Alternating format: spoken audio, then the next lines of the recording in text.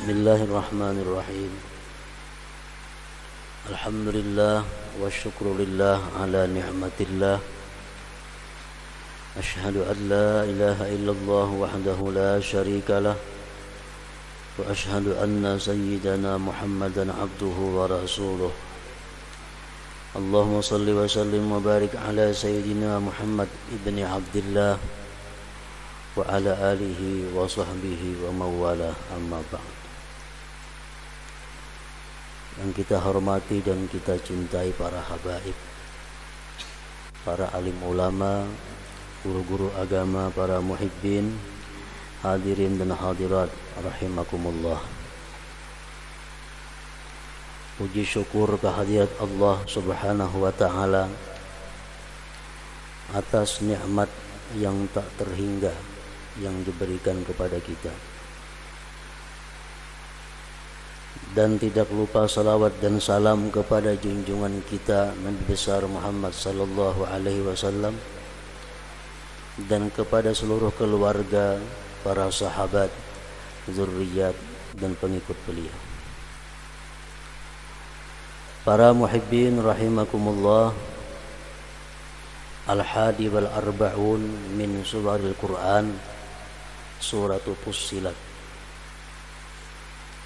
Makiyatun wa ayatuha arba'un wa khamsun. Yang ke-41 dari surah-surah Al-Quran, yaitu surat yang bernama Fussilat. Dan bisa juga surat ini disebut dengan surat Hamim As-Sajdah. Surat Fussilat ini diturunkan di Mekah dan ayat-ayatnya berjumlah 54 ayat. Bismillahirrahmanirrahim. Hamim, tanzilum minar rahmanir rahim. Kitabun fussilat ayatuhu Qur'anan Arabiyyan liqaumin ya'lamun. Basyiran wa nadhira fa'arada aktsaruhum fahum la yasma'un. Ayat 1 sampai ayat 4 surat Fussilat. Surat yang kedua yang dimulai dengan Hamim di antara 7 surat yang dimulai dengan Hamim.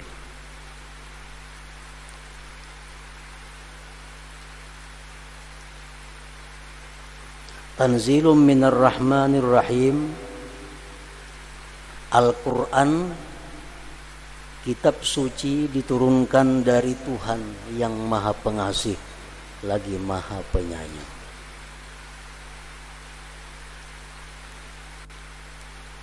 Di sini Allah subhanahu wa ta'ala menerangkan bahwa Al-Quran itu diturunkan dari Rahmanir Rahim, dari Tuhan yang maha pengasih, maha penyayang. Allah mengambil 2 asma-Nya. Di antara sekian banyak asma Allah, yang diambil oleh Allah di sini adalah Al-Quran itu diturunkan daripada Ar-Rahman, Ar-Rahim. Padahal ada nama Allah Al-Jabbar, ada nama Allah Al-Qahar, ada nama Allah Al-Muntaqim yang maha menyiksa. Tapi Allah menurunkan di sini dengan kalimat tanzilum minar rahmanir rahim. Al-Quran itu diturunkan daripada Tuhan yang pengasih lagi maha penyayang. Oleh ulama tafsir dijelaskan bahwa yang demikian itu satu isyarat bahwa Al-Quran itu adalah rahmah. Al-Quran itu merupakan rahmat bagi seluruh alam, karena diturunkan daripada Tuhan yang maha pengasih lagi maha penyayang. Jadi Al-Quran dari awal sampai akhir itu semuanya berisi rahmat kepada kita semua. Seluruh aturan-aturan, hukum-hukum, undang-undang yang ada dalam Al-Quran itu semuanya rahmat bagi kita. Tidak ada hukum dalam Al-Quran yang keras, yang tidak peri kemanusiaan. Tidak ada. Semua hukum dalam Al-Quran mengandung rahmat kasih sayang kepada manusia khususnya dan alam semesta umum. Para muhibbin rahimakumullah, beberapa contoh tentang rahmatnya Al-Quran. Di antaranya firman Allah dalam Al-Quran, wa in kuntum marda aw ala safarin aw jaa ahadun minkum minal ghaid aw lamastumun nisa falam tajidu ma'an fatayammamu sa'idan thayyiban. Ujar Tuhan, andai kata kamu sakit atau kamu dalam perjalanan dan kamu berhadas, tidak dapat air, maka bertayamumlah kamu. Nah, ini satu rahmat Al-Quran. Kalau kita sakit, kada kau menggunakan banyu, cukup debu. Dalam perjalanan, kata taulihi banyu, cukup debu untuk menunaikan salat. Kada memaksakan Allah Subhanahu wa ta'ala untuk mencari air. Lam tajidu falam tajidu ma'an fatayammamu sa'idan tayyib. Contoh yang kedua, puasa. Faman kana minkum maridan aw ala safarin fa'iddatun min ayyamin ukhar. Barang siapa sakit, barang siapa musafir, boleh kada puasa, kayaknya di hari lain mengqadanya. Nah, ini hukum Al-Quran mengandung rahmah kasih sayang kepada manusia. Contoh yang ketiga, qisas. Sebagian dari qisas adalah orang yang membunuh dibunuh. Nah, ini bukan, Al-Quran itu tidak peri kemanusiaan, tapi justru hukum bunuh itu adalah merupakan rahmat bagi orang yang membunuh itu sendiri. Al-Quran menjelaskan bahwa siapa yang membunuh, hukumannya dibunuh. Tapi dengan beberapa syarat. Pertama, syaratnya sengaja. Kalau kita kada sengaja membunuh, itu kada dihukum bunuh.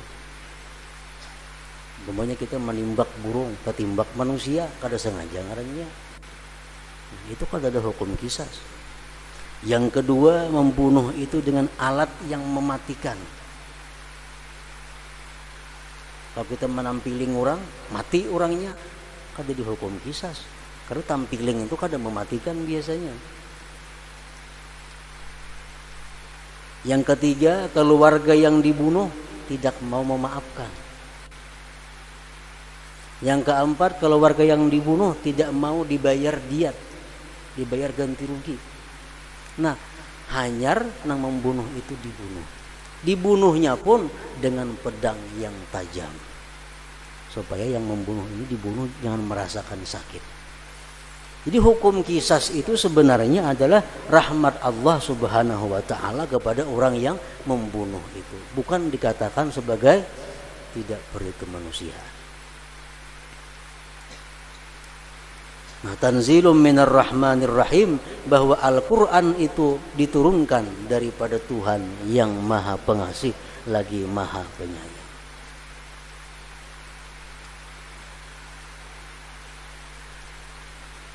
Ayat yang ketiga, kitabun fussilat ayatuhu Qur'anan Arabiyyan liqaumi ya'lamun.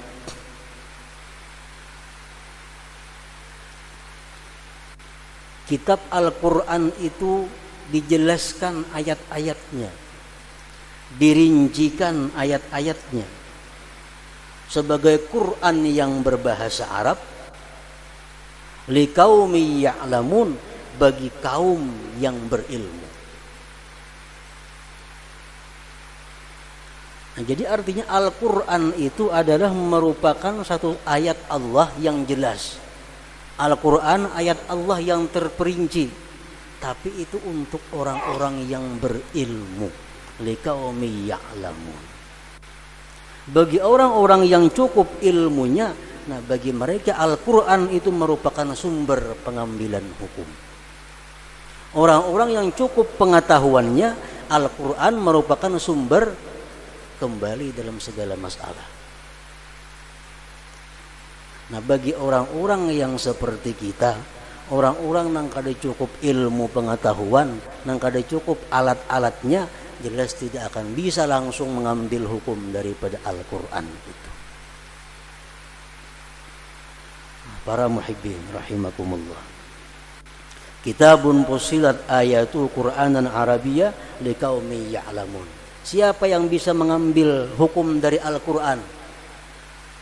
Orang-orang yang dianggap sebagai ahlul ijtihad, orang-orang yang mampu untuk berijtihad, orang-orang yang sudah menguasai Al-Qur'an dari awal sampai akhir, yang menguasai berbagai macam hadis Rasulullah sallallahu alaihi wasallam. Mereka itulah yang bisa menjadikan Al-Qur'an sebagai dasar hukumnya.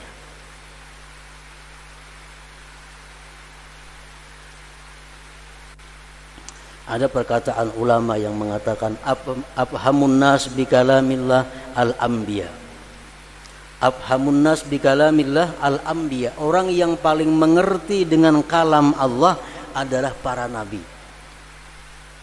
Karena mereka menerima wahyu dari Allah. Yang paling paham Al-Qur'an itu adalah para nabi. Khususnya Al-Qur'an Nabi kita Nabi Muhammad sallallahu alaihi wasallam. Yang paling mengerti isi Al-Qur'an, maknanya Al-Qur'an, tujuannya Al-Qur'an adalah nabi kita. Wa afhamuhum bikalamil anbiya al-ulama. Orang yang paling mengerti dengan perkataan para anbiya itu adalah para ulama. Orang yang paling mengerti dengan perkataan nabi kita adalah para sahabat. Karena sahabatlah yang hidupnya bergaul bersama-sama dengan Rasulullah sallallahu alaihi wasallam. Namun kita banyak kada mengerti perkataan Rasulullah. Orang yang paling mengerti dengan perkataan Rasulullah adalah para sahabat. Orang yang paling mengerti perkataan para sahabat itu para tabi'in. Nah seterusnya sampai kepada kita. Nah jadi kita kada akan bisa langsung bisa mempaham hadis-hadis Rasulullah, apalagi mempaham Al-Qur'an. Karena sangat jauh masa kita dengan masanya Rasulullah sallallahu alaihi wasallam. Yang kita dengar sekarang ini hanya merupakan perkataan ulama. Orang yang berpedoman bahwa dia kada memakai perkataan ulama, berarti dia kada beragama. Perkataan ulama kada pakai. Nunggu pakainya hadis Quran. Ini orang kada beragama. Nang madahkan itu hadis siapa? Tentu ulama. Kalau orang kada memakai perkataan ulama, jelas dia keluar daripada agamanya.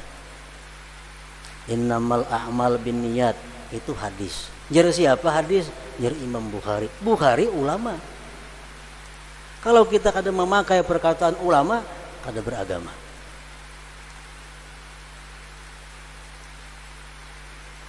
Para muhibbin rahimakumullah. Al-Qur'an itu jelas ayatnya, paham pengertiannya, liqaumi ya'lamun, bagi kaum yang punya ilmu.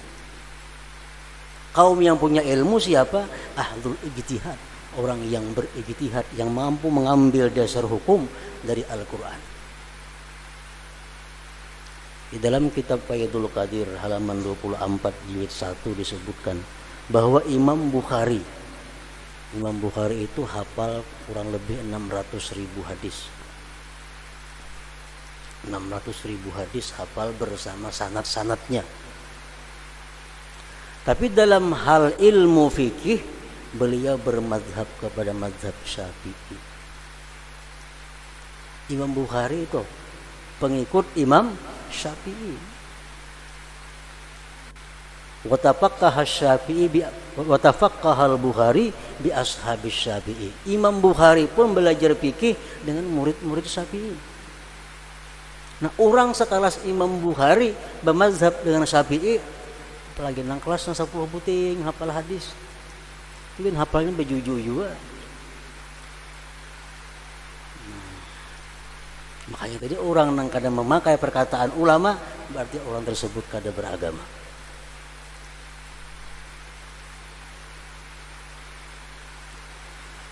Para muhibbin rahimakumullah, kitabun fusilat ayatuhu Qur'anan Arabiyya liqaumi ya'lamun. Basyira wa nadhira. Al-Qur'an itu memberikan kabar gembira. Sekaligus Al-Qur'an juga memberikan kabar yang menakuti. Memberikan kabar gembira Al-Qur'an kepada orang-orang yang beriman.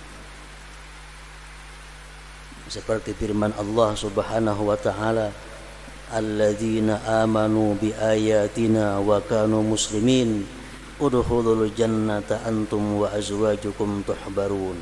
Ini kabar gembira Al-Qur'an. Orang-orang yang beriman dengan ayat kami dan mereka muslimin, masuklah kalian ke dalam surga bersama pasangan-pasangan kalian, tuhbarun, dalam keadaan gembira. Ini Al-Quran memberikan kabar gembira kepada orang yang beriman dan mengamalkan ajaran imannya. Sekaligus Al-Quran nadhira, memberikan kabar takut. Seperti firman Allah, wa qila lizzalimin dzuqu ma kuntum taksibun. Surat Az-Zumar.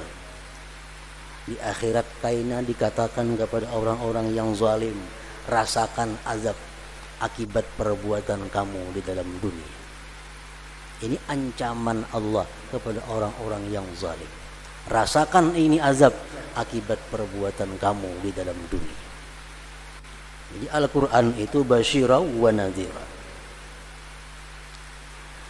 Fa'arada aktsaruhum fahum la yasma'un. Maka berpaling kebanyakan orang-orang Quraisy itu daripada Al-Quran. Fahum la yasma'un, mereka tidak mau mendengarkan Al-Quran.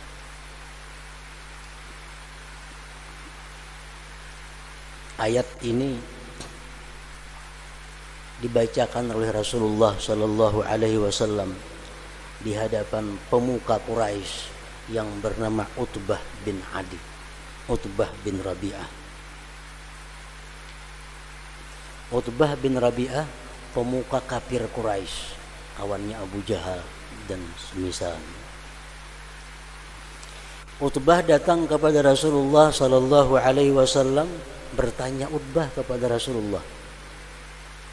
Ujar Utbah, wahai Muhammad, mana baiknya engkau dibanding dengan Hashim? Mana baiknya engkau dibanding dengan Abdul Muttalib? Mana baiknya engkau dibanding dengan bapak engkau Abdullah? Mana baiknya Ikam dengan Abdullah? Mana baiknya Ikam dengan Abdul Muttalib? Mana baiknya Ikam dengan Hashim?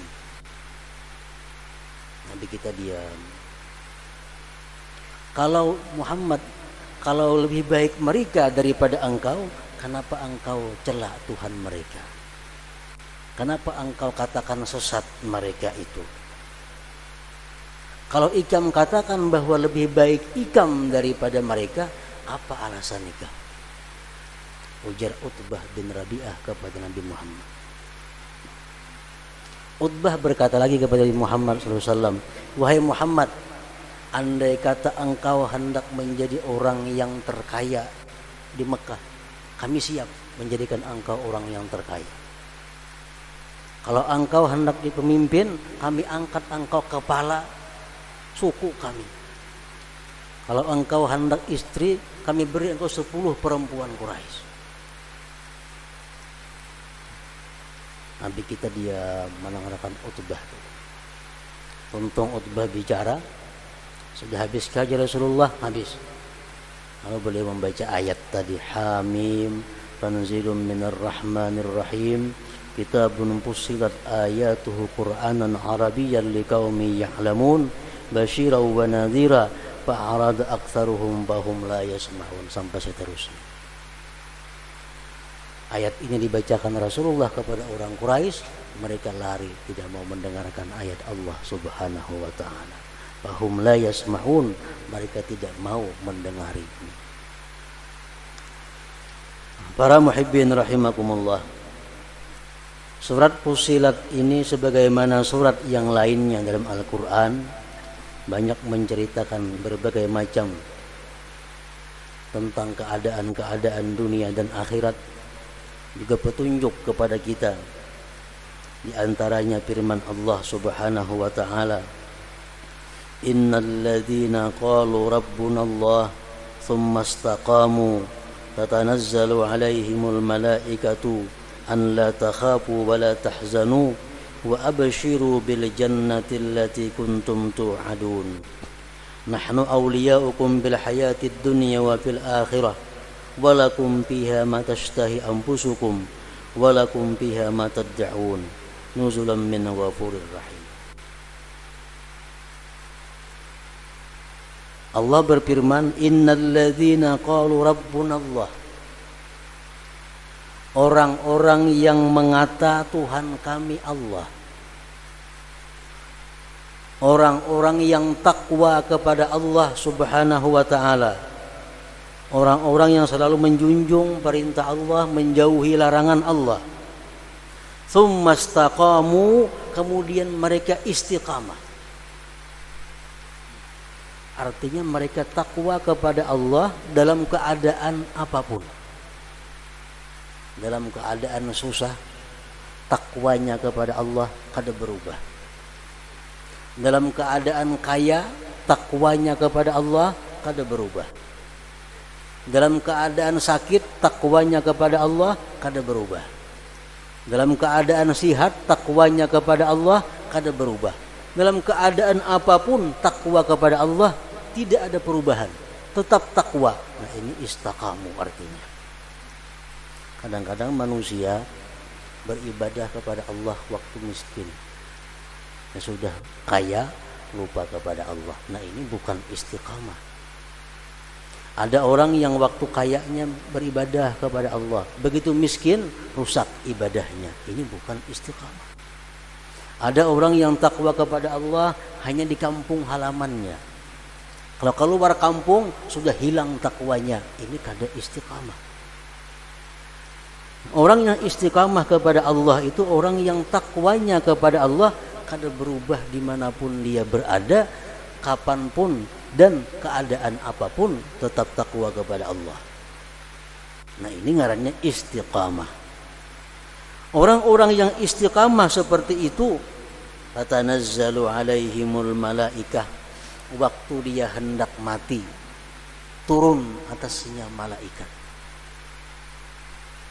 Malaikat itu berkata, janganlah kamu takut, janganlah kamu sedih, gembiralah kamu dengan surga yang telah dijanjikan kepada kalian. Kami kawan-kawan kamu di kehidupan dunia dan akhirat, dan bagi kamu pada akhirat itu sesuatu yang kamu menghendaki dan apa yang kamu angan-angan. Nuzulan min ghafurir rahim, sebagai penghormatan dari Tuhan yang Maha Pengampun dan Maha Penyayang. Nah, para muhibbin rahimakumullah, ini istiqamah merupakan satu sifat yang paling mulia dalam diri seseorang hamba. Ini yang selalu kita minta kepada Allah. Allahumma inni as'alukal istiqamah. Ya Allah, aku minta kepada Engkau istiqamah, agar takwa kita kepada Allah ini tahan uji. Takwa kepada Allah kada berubah bakawan siapapun. Ada manusia takawan orang yang baik-baik, takawan orang nakal. Nah, ini kada istiqamah. Takawan tuan guru kayak tuan guru juga putungan. Takawan pengusaha kayak pengusaha juga pakaiannya. Ini kada istiqamah. Orang yang istiqamah dengan siapapun dia berteman, takwanya kepada Allah kada berubah. Nah, orang yang macam ini kedudukannya sudah dianggap sebagai waliullah, walinya Allah Subhanahu wa taala. Dan karamat yang paling besar adalah istiqamah. Kalau orang kalau berjalan di banyu kada basah belum harat lagi. Orang kalau terabang di udara belum harat lagi. Orang kalau mau ulah batu jadi amas belum harat lagi. Tapi kalau sudah orang itu bisa istiqamah, nah hanya dikatakan orang ini hebat. Istiqamah khairun min alfi karamah. Istiqamah itu lebih baik daripada 1000 karamah. Tengah malam bangun, sakit kah, panas kah, dingin kah, tetap jam 3 bangun. Ini istiqamah dalam qiyamul lail. Bila hari hujan belokop, bila hari panas hanyar bangun malam. Ini kada istiqamah ngarannya.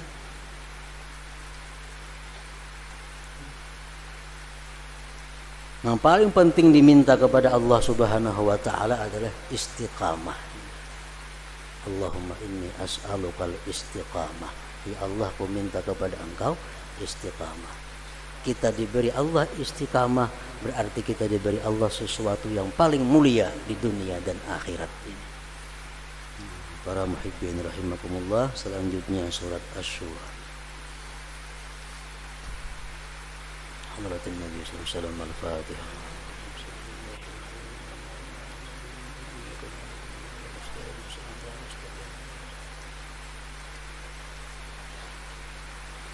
أشهد أن لا إله إلا الله وحده لا شريك له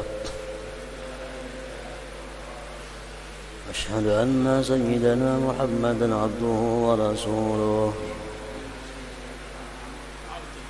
لا إله إلا الله نستغفر الله لا إله إلا الله نستغفر الله لا إله إلا الله نستغفر الله لا إله إلا الله ونتوب إلى الله لا إله إلا الله محمد رسول الله صلى الله عليه وسلم فيا أيها الرجل منه شفاعة صلوا عليه وسلموا تسليما صلوا وسلموا